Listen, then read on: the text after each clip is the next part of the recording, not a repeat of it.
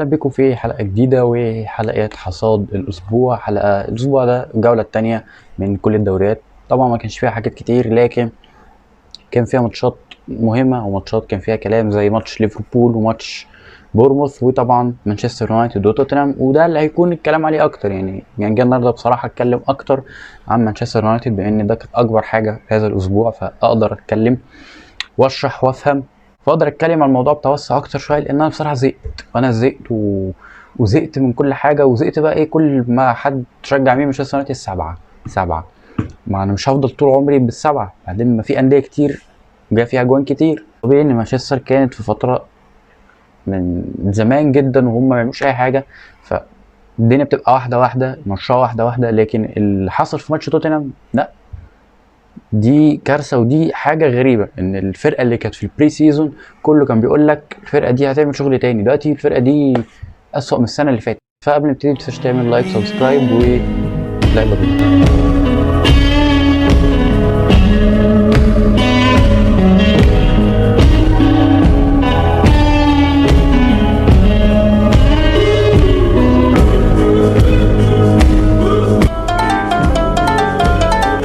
للتاريخ يا كاتب التاريخ، لا تغلق الصفحات يا كاتب التاريخ، عنوان الورقات رونالدو. طب سريعا ماتش ليفربول وبورموث، والماتش اللي كان فيه جدل تحكيمي، والتحكيم الانجليزي بقى صعب.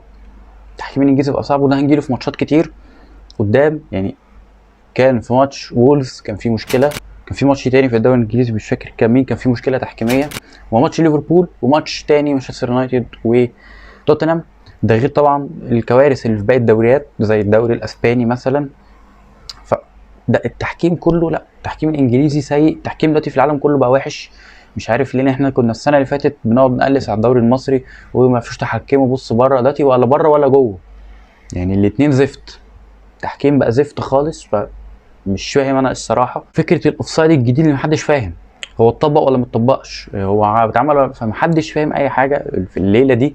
يعني الكوره غريبه الفتره دي، الكوره بتتغير، فالدنيا تحكيم وقوانين ولعيبه وليله سودة، فبتحس اوقات انت بتتفرج على ماتش انت مش فاهم حاجه، انت تايه في ايه، مين مع مين ايه ده، ايه الدنيا دي، انا مش فاهم حاجه. طبعا الجون الاول اللي جه في الدقيقه الثالثه من بورموث، بعد كده جه جون لويس دياس عشان يقدر يعوض، بعد كده ضربه جزاء اللي بيشوطها صلاح لكن بتتصد وبترجع له تاني عشان يكمل الريباوند والكوره تدخل في المرمى. خامس هدافين التاريخيين لليفربول متفوقا على ستيفن جيرارد، واللي صلاح لو كمل ليفربول لغايه ما يبطل هيبقى الهداف التاريخي لليفربول وهيبقى اسطوره ليفربول الاولى. بس هو يكمل بنفس الاداء والاهداف وهيكمل. وهنيجي برضو نتكلم على صلاح ودور صلاح اللي بقى مختلف. صلاح اللي في اخر سنتين ما بقاش صلاح اللي على طول بيجيب اجوان، بس بقى دور مركب اكتر. وفي الاخر بيجي الجون من دييجو جوتا، طبعا الشوطه اللي شاطها سابوسلاي فبتترد في دييجو جوتا داخل مكمل عليه ويسجل الهدف الثالث. ماتش ليفربول نوعا ما كان احسن،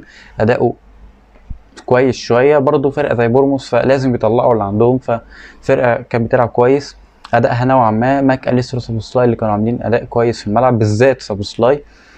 ونيجي بقى نتكلم بسيره ماك اليستر، الطرد اللي جه لماك اليستر اللي هو يعني مش فاهم حاجه. يعني انت لو حط كوره ماك اليستر، طبعا الكوره قدامكم على الشاشه، لو دي طرد اللي حصل لجاكبو ده ايه؟ يعني لو الكوره دي طرد، طب اللي حصل لجاكبو ده ايه؟ يعني الصورتين قدامكم، انا مش هتكلم ايه اللي يتقال، يعني ايه اللي يتقال في حاجه زي كده؟ لا تحكيم رايح في داهيه، اكتر من كوره بتصرف تحكيم غلط، سواء بقى جون سواء اوفسايد سواء فاول سواء اي حاجه. وبعدين بقى اللي بيغيظني اكتر ان هو بيجي يكلم الفار، فالمفروض بقى الفار بقى يصلح له. الفار ماشي معاه، الفار مكمل معاه، قال له يلا يا باشا انت شايفها كده خلاص، يلا هي كده مش راجع لك في كلمه، احنا جايين نلعب. طب انت ممكن جون يغير مسار دوري بحاله وليله بحالها. انت في السنه اللي اخد فيها السيتي الدوري اللي هو بجون اجويرو، انت بص جون بس اجويرو جابه فرق ازاي، خلى الفرقه تاخد دوري وتبقى مركز اول. فانت الجون بيفرق، الانذار بيفرق. انت ممكن واحد يديله انذار، مثلا هو المفروض ياخد انذار ويتوقف، ما ياخدش الانذار فما يتوقفش فيلعب فيساعد فريقه يكسب، وهو المفروض اصلا يبقى مش موجود. ففي تفاصيل في التحكيم بتفرق. التحكيم ده قرار مصيري للفرقه. التحكيم اللي كان زي الزفت، وليفربول كانت بتلعب كويس وكانت تستحق اداء اكتر من كده، وطرد ماك أليستر طبعا لخبط حاجات كتير، وطرد مش مفهوم. ولو طرد ماك أليستر فالمفروض طرد البورموث. وصلاح اللي دوره بقى متغير شويه، صلاح بقى دوره اكتر بلاي ميكر، او دوره اكتر هو اللي بيبني الهجمه للفريق. صلاح في السنه اللي فاتت كانت الفريق بيلعب عليه ان هم يبنوا الهجمه ويدوها له ويخلصها. دلوقتي بقى العكس، صلاح هو اللي بيبني الهجمه ويدي اللعيبه تخلص. وده طبعا بعد الحلول الهجوميه الكتير اللي عند ليفربول، سواء لويس دياس، دييجو جوتا، جاكبو، داروين نونيز، مين تاني يا ربي، تقريبا هم دول. فانت عندك حلول كتير، فبقاش دور صلاح ما انا عندي كل دول، مش مهم انت بقى تجيب جون، انت ساعدهم يجيبوا جون، جات لك فرصه جيب جون جيب. فبقى دور صلاح اكتر، وهو بياخد الكوره وهو اللي بيبني الهجمه للفريق، وهو اللي بيمرر، هو اللي بيحرك التيم من الاخر. هو ده العنصر اللي بيحرك التيم. فعشان كده دور صلاح التهديفي ما بقاش زي الاول، بقى اكتر صناعه. صلاح لحد دلوقتي في الماتشين بتوع الدوري الانجليزي جايب جون وصنع 2، وده دور مهم لانه ده لا يقل اهميه عن صلاح ان هو يجيب اجوان. بالعكس ده بيوريك مدى تطور صلاح، ان هو ما بقاش مجرد لاعب بيخلص، ده بقى لاعب بيبني تيم بحاله، هجمه بحالها، فريق كله بيقوم عليه. انت صلاح مثلا لو زي مثلا في السيتي دي بروين من اهم عناصر السيتي، ما يجيبش جوان كتير، بس انت الفرقه من غيره بتعك. هو اللي بيبني الهجمه، هو اللي بيحرك هالاند مش عارف يتفاهم مع دي بروين وبيتخانقوا ليه؟ عشان ما فيش تناغم بينهم، مش عارف يقرا زي ما بيقرا دي بروين. فانت صلاح لو غاب عن ليفربول لا قدر الله، او مثلا اتصاب ولا حاجه، حصل حاجه، الفرقه دي هتتسوح. صلاح دوره مع ليفربول مهم جدا جدا جدا. وماتش ريال مدريد والميريا اللي خلص نتيجه 3-1، طبعا الميريا اللي سجل الجون في الاول، وبعد كده فجاه بيلينجهام تاني يجيب جون تاني. وبيلينجهام اللي الواد ده خطير خطير خطير خطير، صفقه انا قلت هيبقى عليه ضغط في الاول بسبب المبلغ الكبير اللي جاب بيه، وبرضه انت جاي من دورتموند على مدريد، فانت برضه في فرق كبير بين الناديين. انت مثلا مش جاي من بايرن على انت جاي من دورتموند، فبرضه ايا كان في اختلاف. لكن لعيب رايق رايق، كوره وحركات، لعيب رايق، والفانيلا اللي لابسها لايقه. لعيب بيلينجهام اللعيب الرايق، الصفقه من انجح صفقات، اعتقد دي هتبقى انجح صفقه في الموسم في الميركاتو كله لاي نادي. ريال مدريد اللي برضو في مشاكل، ريال مدريد برضو ايا كان مش واضح لانه لسه بيلعب فرق صغيره. اتلتيكو بالباو رخمه، لكن اتلتيكو بالباو مش جامده قوي. برضو بيلاعب الميريا. لكن لو عليت مثلا ريال سوسيداد، دخلت في فيا ريال، دخلت في الاتلتيكو مدريد، برشلونه، ريال مدريد هيواجه مشاكل وهيواجه صعوبات. فلازم بريز يتحرك ويدفع ويجيب لعيبه. وندخل على موضوع الحلقه الرئيسي، مانشستر يونايتد فيرسس توتنهام. طيب نبدا واحده واحده خالص من البدايه. بري سيزون الفرقه كانت كويسه، الراجل بيلعب حلو، كان بيلعب شباب، الدنيا تمام، اداء كويس. الناس متوقعه مانشستر مختلف، مانشستر بص حته تانية. بدا الماتش قدام وولفز وقلت حلو شغال بدايه برضه، انما قدام توتنهام، قدام انجي، تخسر من واحد اسمه انجي.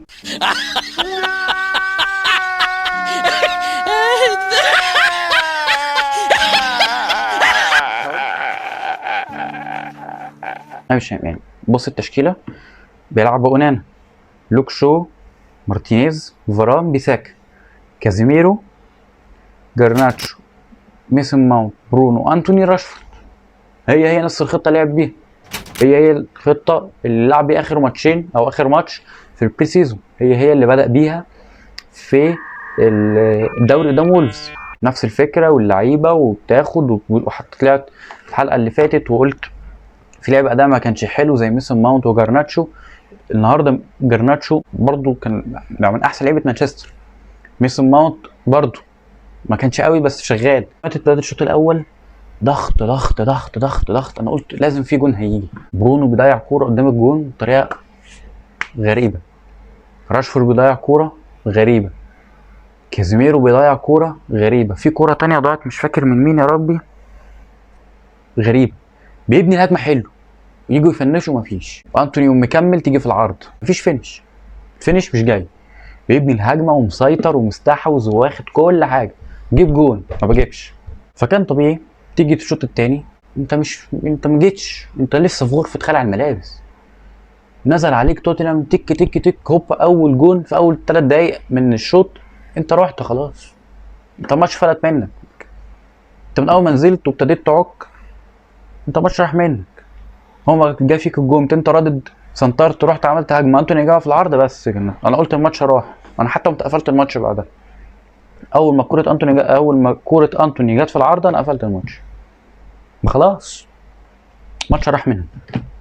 انت اول ما جه الجون وهم قعدوا يهبلوا وجت الكره في العارضه، بس خلاص كده قفلنا الماتش، خسرانين. وتوتنهام فضلت ضغط وبتعمل ومساحات بقى، مساحات بالهبل. تنهاج بيهاجم كله بيهاجم، مساحات بقى. توتنهام بقى عمالين يلعبوا في المساحات بقى كانه ايه، عادي بقى دي كروم بزباق بيلعبوا بقى. يوم جاي فيك الجون بكوره متخلفه، عرضيه اتعملت، ديفيز اصلا ما لمسهاش، يقوم لمسه طرف مارتينيز تقوم داخله جون، وانا واقف بتفرج. كنت ماشي حلو، ايه ده؟ والتحكيم برضه ايه ده؟ يعني دي مش ضربه جزاء؟ دي مش ضربه جزاء يعني ياخد الكره يحضنها ويبصها، طب ولا يعمل ايه عشان تحسبها؟ جرناتشو معدي وشايط ولمسه وخبطه وقال لك مفيش اي حاجه، كورنر. وراح كلم الفار. وبعدين بقى ايه، لعيبه مانشستر كلها رايحه له ولعيبه توتنهام واقفين بان هم عارفين ان ضربه جزاء. هو خلاص يا مان دي ضربه جزاء، بتتكلم في ايه؟ لعيبه مانشستر رايحين اللي هو راجع اشوف الفار، وقال لهم هراجع الفار، واللعيبه خلاص قال لك هيشوف الفار، بس ضربه جزاء. اللي هو بيشاور على الكورنر، يلعب ايه يا ريس؟ يلعب ايه؟ لا معلش العب ايه بس؟ يعني ياخد الكرة كده عشان تحسبها؟ دي مش ضربة جزاء؟ ولا انت بترد بتاعت وولفز؟ ما هو دي ليها اجابتين، يا انت حكم على الله، ودي اكيد انت حكم على الله، يا اما انت بترد اللي حصل في وولفز، قلت ان هو وولفز كان عليهم ضربة جزاء بتاعتها، خلاص مش هحسب لكم دي. انا مش فاهم. وبتفرج وفي نفس اللحظة بكلم واحد صاحبي بيشجع السيتي، طبعا اللي ظهر معايا في البودكاست يبقوا روحوا شوفوه في الاي، فهو سيتي بقى واكيد عايز اليونايتد يخسر وهيتلكك على اي كوره، وكان بيتفرج على الماتش. قلت له بذمتك دي ضربه جزاء؟ لا.